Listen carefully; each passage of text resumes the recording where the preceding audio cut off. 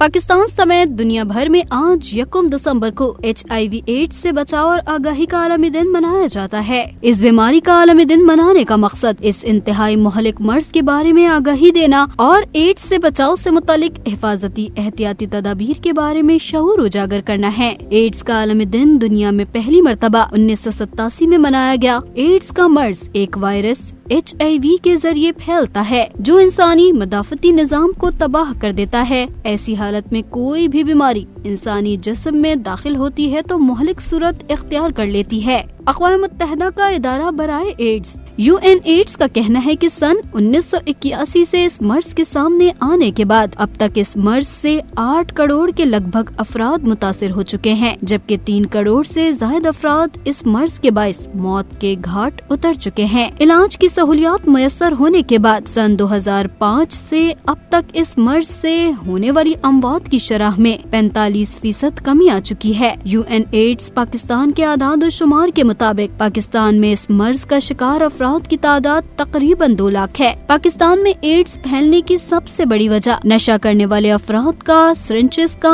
गलत इस्तेमाल है।